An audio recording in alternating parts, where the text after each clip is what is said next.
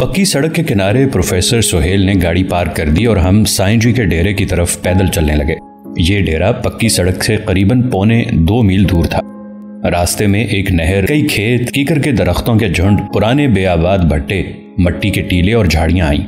سارا راستہ سہیل مجھے سائیں جی کے کشف و کرامات کے متعلق بتاتا رہا۔ امریکہ پلٹ سہیل پوری عقیدت سے سائیں جی کا معترف ہو رہا تھا۔ وہ چاہیں تو موت کا حجاب اٹھا کر تمہیں ادھر کی دنیا کا رخ دکھا سکتے ہیں۔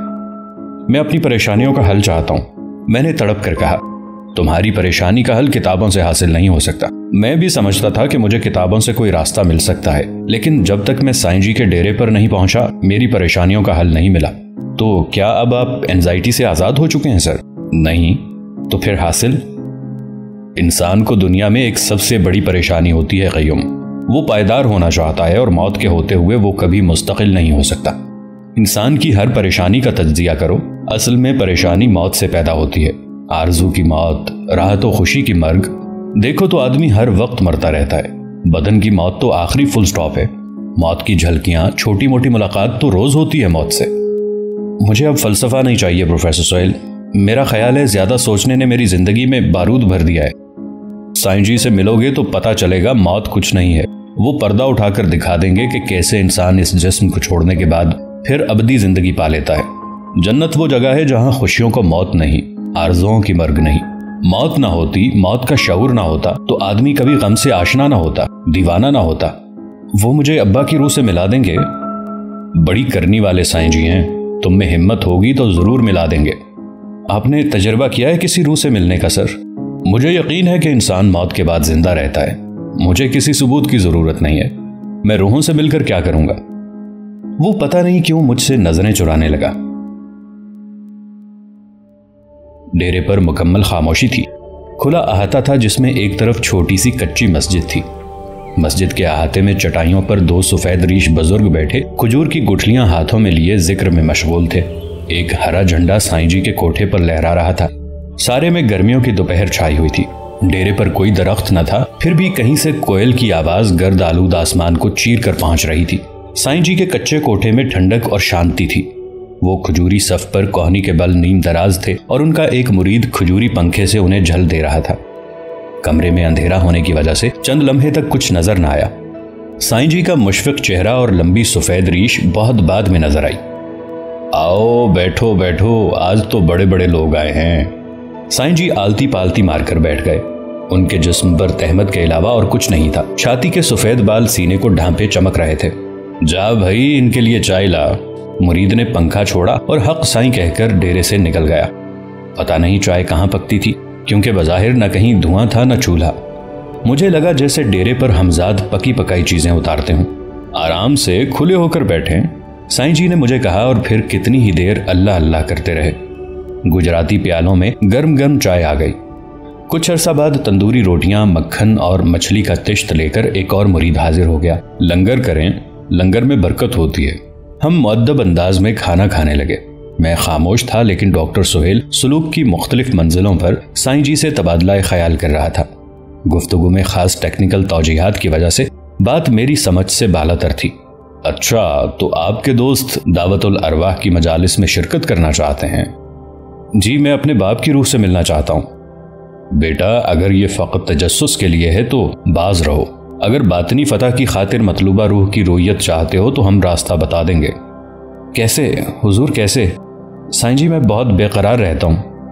خواب میں چاہو تو خواب میں، مراقبے میں، استغراق میں چاہو تو ویسے، عالم بیدار میں روح کو مجسم دیکھنا چاہو تو اس طرح۔ کیا روح دوبارہ جسم میں آ سکتی ہے سائیں جی؟ روح دوبارہ جسم میں نہیں آتی، لیکن جس صورت میں متشکل ہونا چاہے ہو سکتی ہے۔ ملائکہ، جنات بھی یہ قدرت رکھتے ہیں، لیکن بیٹا یکسوئی شرط ہے۔ یکسوئی کی کوشش کروں گا سائیں جی، میں نے ہاتھ جوڑ کر کہا۔ ہم تم کو ایک طریقہ بتاتے ہیں، اس میں ذات کسی کاغذ پر لکھ کر دیوار پر ٹانگ لینا، ایسے کہ تمہاری نظریں اس کے متوازی ہوں۔ پھر آرام دہ تکیے سے ٹیک لگا کر اس کو دیکھنا اور پاس انفاس جاری رکھنا، روز بلا ناغہ، پہلے 5 منٹ، پھر ہر دن کے ساتھ 1 منٹ اور۔ ظلمات بشری جب دور ہونے لگیں گے تو خود بخود عالم ملکوت کا راستہ کھلے گا۔ میں نے ان سے پاس انفاس کا طریقہ سیکھا۔ بڑی دیر تک اس عمل کا تجزیہ ہوتا رہا کہ لا کیسے کہا جائے اور الا اللہ کی ضرب کیسے قلب پر جاری کی جائے۔ کچھ دیر کے لیے سائیں جی نے مجھے پاس انفاظ کا ورد پریکٹیکل شکل میں کر کے دکھایا۔ کتنے دن یہ عمل جاری رکھنا ہوگا سائیں جی؟ سائیں جی ہلکا سا مسکرائے، کڑی دھوپ میں جیسے نیم کی گھنی چھاؤں۔ بیٹا یہ تو سالک کی اپنی لگن پر منحصر ہے۔ کچھ لوگ دنوں کی مسافت سالوں میں طے کر لیتے ہیں، کچھ سالوں کو لمحوں میں پار کر جاتے ہیں۔ اونگنے، سونے یا سستی کرنے سے راستہ کھوٹا ہوتا ہے۔ جب یہ مشق مکمل ہوگی تو اندھیرے میں بھی اس میں ذات نظر آنے لگے گا۔ اس وقت تم کسی چیز کو بھی متوجہ کر کے اسے اپنی طرف کھینچنے کی قوت اپنے میں پاؤ گے۔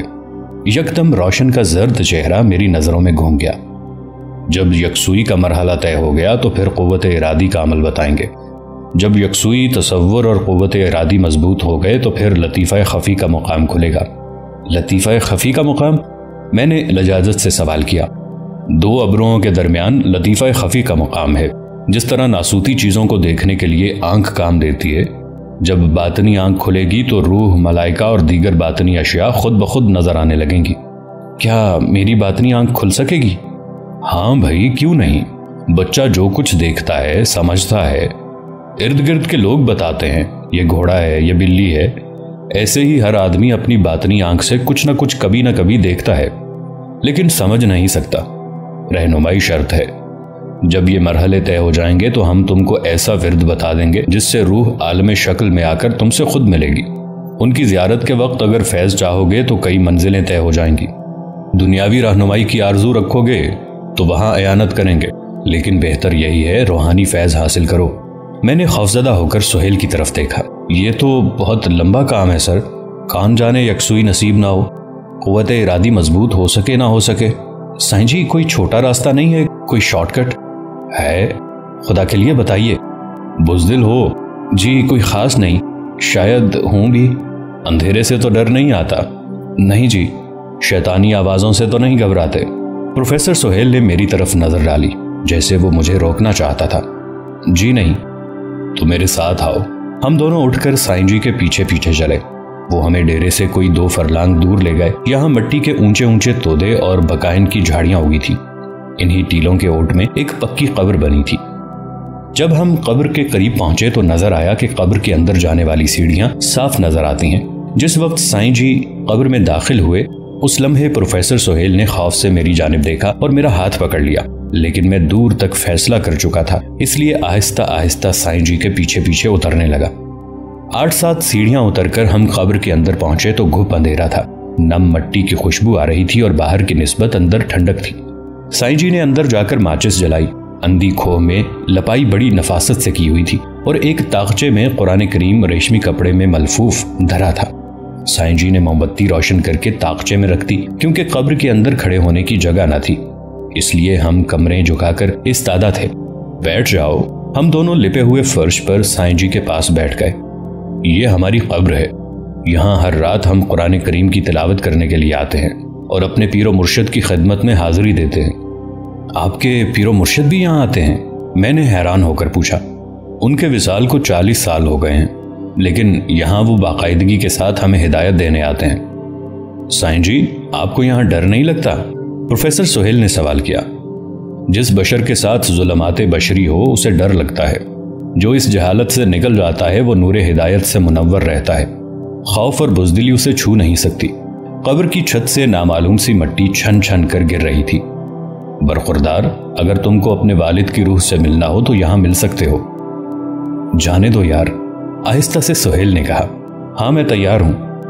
پہلے 4 ہفتے تم میرے ساتھ یہاں آؤ گے، پھر ایک جمعرات ہم باہر ہوں گے، تم اندر رہو گے۔ تم کو اپنے والد کی روح ملنے آئے گی۔ یاد رکھو، روح گزند نہیں پہنچاتی، لیکن اس کی ہیبت بہت ہوتی ہے۔ ہم باہر ہوں گے، تمہیں کوئی نقصان نہیں پہنچ سکتا۔ ٹھیک ہے سائیں جی، میں تیار ہوں۔ میں نے ہاتھ جوڑ کر جواب دیا۔ تم کو اپنے والد کی قبر کا نقشہ یاد ہے؟ میں سوچ میں پڑ گیا۔ چندرا کا سارا گاؤں میری نظروں میں گھوم گیا۔ کلر کھائی زمینیں، 2 منزلہ چھوٹی اینٹ کی حویلی، اماں کا کھلا صحن جس کے ایک طرف دیمک زدہ تخت پوش پڑا تھا، اوپر چڑھنے والی گول سیڑھیاں اور چوتھی سیڑھی کی ٹوٹی ہوئی اینٹ، ممٹی کے ساتھ بوڑھے گدھ جیسا میرا باپ۔ مجھے تو یہ بھی معلوم نہ تھا کہ ابا زندہ تھا کہ مر گیا، اس کی قبر کہیں تھی بھی کہ نہیں۔ سائیں جی مجھے اپنے والد کی قبر کا نقشہ یاد نہیں۔ साईं जी ने दोनों अबरू उठाकर पूछा, बेटा फिर जियारत कैसे करोगे? बाप की कब्र ही को तो यहाँ बैठकर याद करना होगा। सोहेल ने मुझे कोहनी मारकर कहा, किस बखेड़े में पड़ गए हो, चलो। बेटा मुलाकात सिर्फ उसी की हो सकती है जिसकी कब्र का नक्शा जहन में हो। यकदम सीमी मेरी नजरों में घूम गई। पता नहीं इतनी देर से मैंने बाप की रट क्यों लगा रखी थी। मुझे सीमी से मिलने की आरज़ू थी। मैं उससे पूछना चाहता था कि दुनिया के झंझट से निकलकर क्या अब वो शांति से है कि अब भी उसकी रूह लंदन की सड़कों पर आफताब के ताक़ुब में भटकती है। कभी उसे मेरा ख्याल भी आया है कि मरने के बाद फरोई ताल्लुकात याद नहीं रहते। किसी लड़की के मुतालिक सोच रहे हो बरखुरदार? मैंने घबरा कर साईं जी की तरफ देखा। जी मैं उससे मिलना चाहता हूँ, लेकिन मुझे मालूम नहीं वो कहाँ दफन है। हम तुम्हें बता चुके हैं, कब्र के तसव्वुर के बगैर ये अमल बेकार होगा। अमतल कहाँ दफन थी? क्या वो मियानी साहब के नशेबी इलाके में दफन थी? क्या रावी के आसपास उसका आस्थाना था? मेरी माँ की कब्र का नक्शा भी मुझे याद न था। पता नहीं उस कब्र को कल्लर चाट गया या शायद वो माई तोबा तोबा के पुतलों की तरह मट्टी पर बेआसरा ही पड़ी हो कहीं। साईं जी क्या सीमी मुझे मिल सकती है? प्रोफेसर सोहेल ने मुझे कोहनी मारकर चुप रहने का इशारा किया। मिल तो सकती है बेटा, लेकिन उसकी कब्र का तसव्वुर तो लाना पड़ेगा जहन में। मैंने सर झुका लिया। आखिरी बार जब मैंने उसे छोड़ा तो वो अस्पताल के लाल कंबल में लेटी हुई थी। अच्छा साईं जी इजाजत दें। प्रोफेसर सोहेल उठ खड़ा हुआ और हम दोनों कब्र से बाहर निकलने लगे। अच्छा बेटा तुम कल आना, हम तुम्हारे लिए कुछ सोचेंगे। वापसी पर प्रोफेसर सोहेल ने कार बहुत तेज चलाई और कई जगहों पर ब्रेकें लगाईं। वो बहुत मुस्तरिब था। वारिस रोड की कोठी में दाखिल होने की बजाय उसने गेट के सामने कार पार्क कर ली। पार्किंग लाइट्स की वजह से सड़क पर हल्का सा चानन हो गया। फिर अचानक एक बोसीदा इमारत के पीछे से पूरा चांद रस्सी टापता सामने आ गया। हमें देखते ही उसने अपनी रस्सी दायरे की शक्ल में अपनी गिर्द फैला ली और साकत हो गया। ये तुम बार बार सीमी से मिलने की आरजू क्यों कर रहे थे? मेरे पास इसकी कोई खास वजह नहीं थी। मैं तुम्हें बहुत लेक्चर देता रहा हूं, लेकिन अभी तक बहुत अहमक स्टूडेंट हो तुम। साईं जी बरगुजीदा हस्ती हैं, कश्फो करामात से आगे निकले हुए हैं। ऐसे बुजुर्गाने दीन से सीमी वीमी का जिक्र नहीं करते। फिर इन सीमियों का जिक्र किन से करते हैं सर, किन से? मुझ जैसे फ्री स्टाइल प्रोफेसरों से जो तुम्हें दुनिया के इल्म के मुताबिक ऐसी बातों का हल बताएं। फिर बताएं हल। वो सर खुजाने लगा। गो मैं खुद बहुत उलझा हुआ हूं इस सीमी के टॉपिक में, लेकिन मुझे बगली रास्ते मिलते रहे हैं। तुम में वो सलाहियत नहीं है। मुझे कौसर याद आ गई। उसी ने मुझे बताया था कि प्रोफेसर सोहेल भी सीमी का गिरफ्तार रह चुका है। यार ये लड़कियां बड़ी लानती चीज हैं। पता नहीं चलता कि कहां तक उतर चुकी हैं तुम्हारे अंदर। खासकर सीमी शाह तो बहुत ही दूर तक उतरने वाली थी ना? थी जी, बहुत। बेचारे प्रोफेसर भी क्या करें, वो भी जबकि वो उम्र में अपने तालिब इल्मों से कुछ ही साल बड़े हों। मैंने हैरानी से उसकी तरफ देखा। प्रोफेसर की शान ये है कि बाप बनकर रहे, गुरु बनकर रहे, और लड़की ये चाहती है कि प्रोफेसर सर पर राख डालकर पीछे पीछे चले। लानत है इस मखलूत तालीम पर। सोहेल और मैं बहुत देर तक कार में बैठे बातें करते रहे।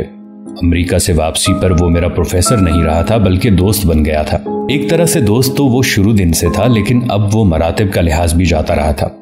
जब हम दोनों ने तीसरी डबिया सिगरेट की शुरू की तो सोहेल बोला, यार ये लड़की आखिर चीज क्या है? कुछ समझने नहीं देती, कहीं पहुंचने नहीं देती। हमेशा हर सवाल के सामने और हर जवाब के पीछे आ खड़ी होती है। मैं हैरानी से उसका चेहरा तकने लगा। फ्रेंच कट दाढ़ी और सुर्ख चेक की बुशर्ट में ये नौजवान मुझे कुछ अजनबी सा लगा। कभी उसने किसी टॉपिक पर हार नहीं मानी थी। आज तक हमेशा तुमने अपनी मुश्किलात का मुझसे जिक्र किया है। आज मैं तुम्हें अपने अंदर की जिंदगी के मुतालिक कुछ बताऊंगा। बड़े ताज्जुब की बात थी कि अभी तक मैंने कभी डॉक्टर सोहेल की जिंदगी में दिलचस्पी ना ली थी।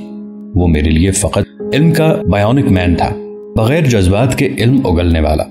जब तुम लोग कॉलेज में दाखिल हुए उस वक्त मैं ऊंची उड़ानों में था। स्टाफ रूम में मेरी बातें सुनकर एक्सटेंशन से चिमटे हुए प्रोफेसर दंग रह जाते। मैं इल्म के बलबूते पर एक बड़ा हसीनो जमील फिरौन बन गया था। अंदर से मुझे किसी की परवाह न थी। अब है सर?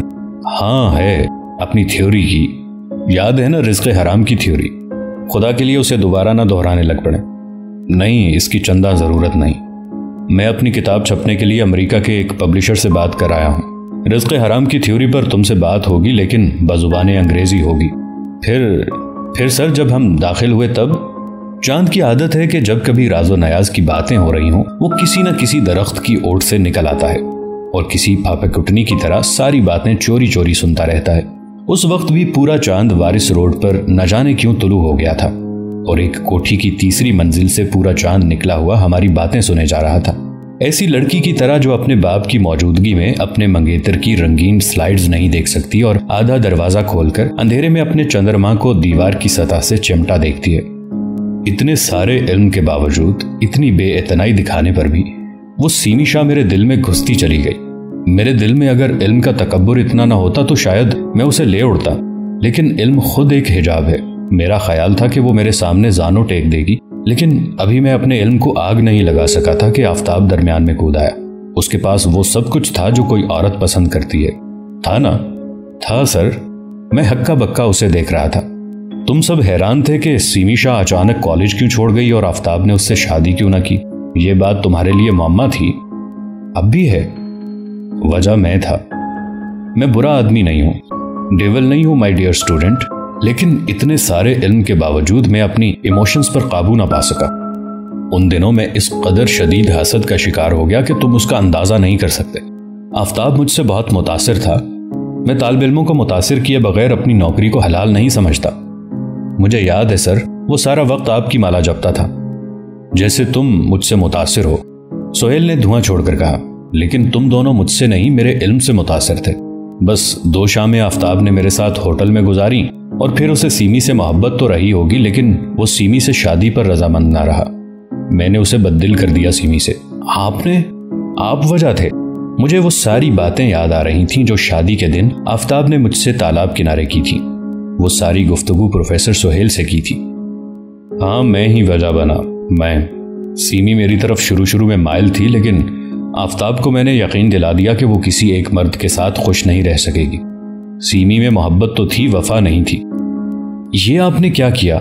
वो तो सर से पांव तक वफा थी सर। उसने तो आफताब के लिए जान दे दी।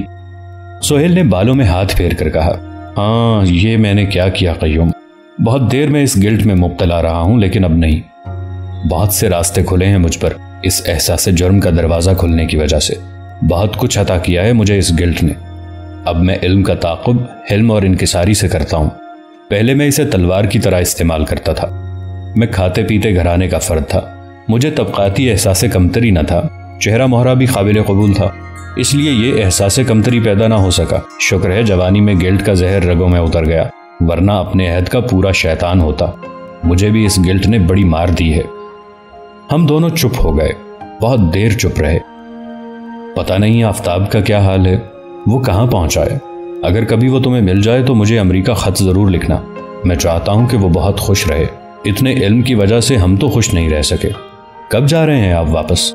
परसों। 1 महीने की तो छुट्टी थी। इतनी जल्दी? उसने मेरे कंधे पर जोर से हाथ मारकर कहा, यार वक्त की हैसियत क्या है। ना गुजरना चाहे तो गुजारा नहीं जा सकता, गुजरना चाहे तो यूं जाता है यूं। मैंने आखिरी बार उनका चेहरा देखा और बोला, क्या आपको इल्म नहीं था कि आप 2 जिंदगियों से खेल रहे हैं? इतने सारे फलसफे, इतने सारे इल्म के बावजूद। हाँ, इतने सारे इल्म के बावजूद मैं अपने फेल पर कादिर न था। ये इल्म का सबसे बड़ा अलमिया है, मेरा नहीं। मैं कार से उतरा तो उसने हाथ बढ़ाकर कहा, क़य्यूम, हाथ नहीं मिलाओगे आखिरी बार? मैंने गर्म जोशी से उसका हाथ अपने दोनों हाथों में पकड़ लिया। Sir, my darling sir. यकीन मानना, इस गुनाह के अलावा मेरी स्लेट बिल्कुल पाक है और अब मुझे इस गुनाह पर अफसोस भी नहीं। शाखें जब तक काटी ना जाएं, दरख्त तनावर नहीं होता। हम दोनों देर तक हाथ मिलाए ठहरे रहे। फिर उसने पूरे जोर से एक्सेलरेटर को दबाया और चांदनी रात में गर्द उड़ाता वारिस रोड से बाहर निकल गया। उस वक्त गाड़ी तेज चलाने के अलावा उसके पास कोई और चारा न था।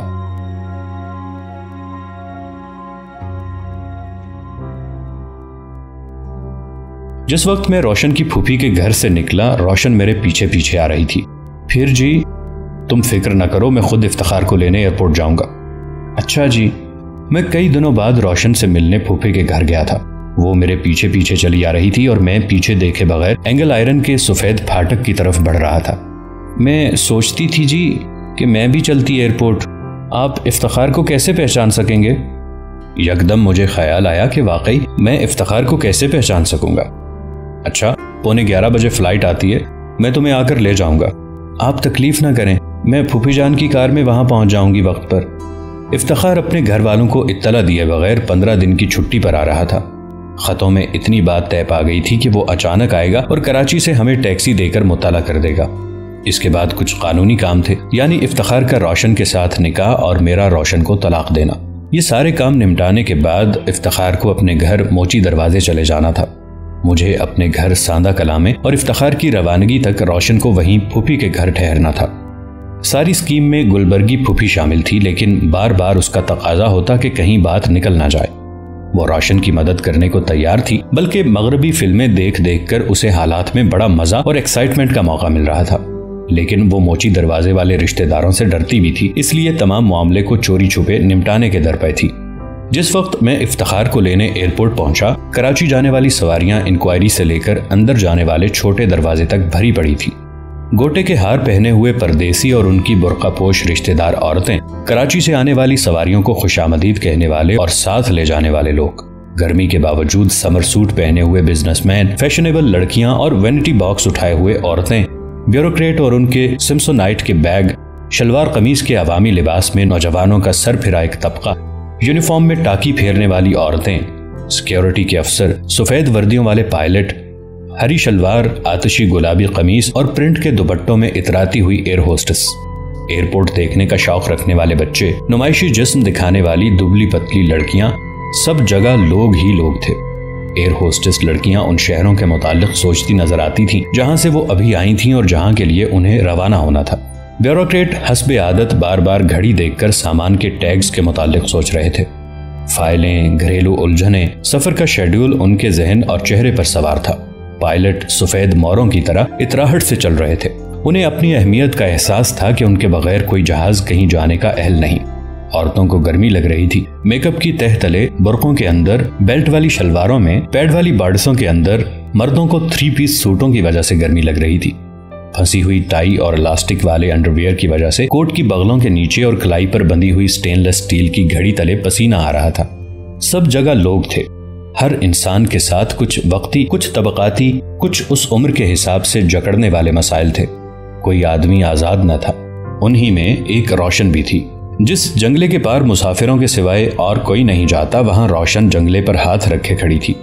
اس نے بڑھے ہوئے پیٹ کو چھپانے کے لیے ٹانسے کی سفید چادر ایسے اوڑھ رکھی تھی کہ پیٹ اور بھی نمایاں ہو گیا تھا۔ چہرہ پہلے سے کہیں زیادہ زرد تھا اور اب دونوں گالوں پر چھائیاں دھبوں کی صورت نظر آتی تھی۔ میں نے پتہ کر لیا ہے، فلائٹ وقت پر آ رہی ہے، میں نے روشن کے قریب آ کر کہا۔ وہ چپ رہی۔ مبارک ہو، اس نے نظریں جھکا لی۔ اب کیا ہوگا؟ کچھ دیر کے بعد اس نے بغیر نگاہیں اٹھائے کہا، تم باہر چل کر ہوائی جہاز اترتے دیکھنا چاہتی ہو؟ نہیں جی، باہر بہت گرمی ہے۔ اس نے رومال سے اپنے ہونٹوں کے بالائی حصے کو پہنچا۔ اچھا، تو یہیں انتظار کر لیں۔ اس وقت اناؤنسمنٹ ہوئی کہ کراچی سے آنے والا DC-10 لینڈ کر گیا ہے۔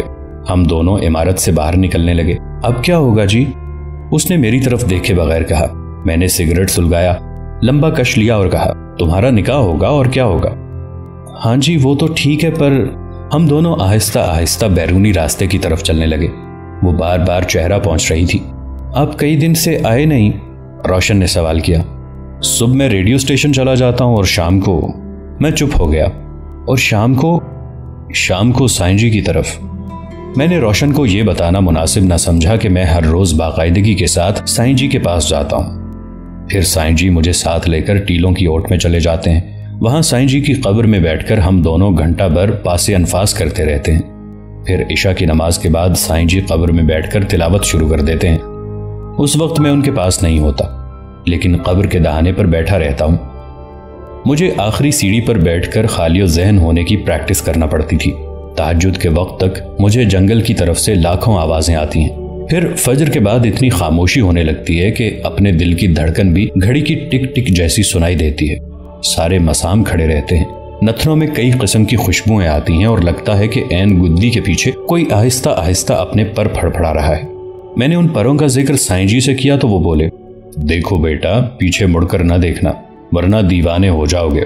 عموماً یہ موت کے پروں کی آواز ہوتی ہے۔ اگر تم موت کے حضور خوفزدہ نہ ہو تو وہ تمہارا کچھ نہیں بگاڑ سکتی۔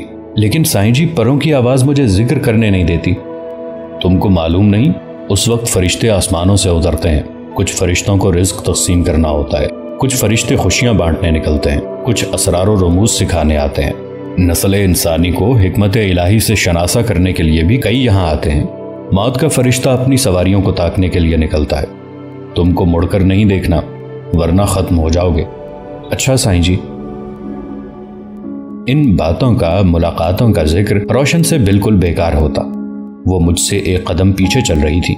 हम दोनों उधर आ गए जहां टैक्सी स्टैंड है और कराची से आने वाली सवारियां उतरती हैं। चूंकि DC-10 आया था इसलिए सवारियां मेले की तरह उतरी। बहुत इंतजार के बाद सामान पहुंचा और लोग लदे फंदे रुखसत होने लगे। दुबई, मस्कत, कुवैत और सऊदी अरब से आने वाले कमाऊ लोगों का अजीब आलम था।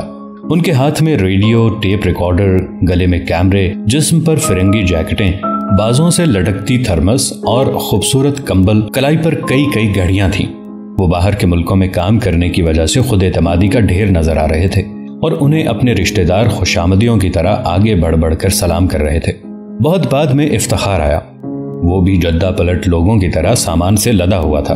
जब वो मेरे करीब पहुंचा तो मैंने उसके हाथ से थर्मोस पकड़ ली और कैमरा उसने रोशन के गले में लटका दिया। वो बहुत खुश था। आपने बहुत तकलीफ की, मैं खुद पहुंच जाता। कोई बात नहीं। रोशन और मैं साथ साथ चल रहे थे और हम दोनों से कुछ हटकर इफ्तिखार चलने की कोशिश में था। जिस वक्त मैं टैक्सी वाले से झगड़ा करने लगा तो इफ्तिखार ने फौरन मुदाफियत की। कितने पैसे मांग रहा है? ये 7 गुलबर्ग है और ये 20 रुपए मांग रहा है। कोई बात नहीं सर, कुल 6-7 रियाल की तो बात है, चलें।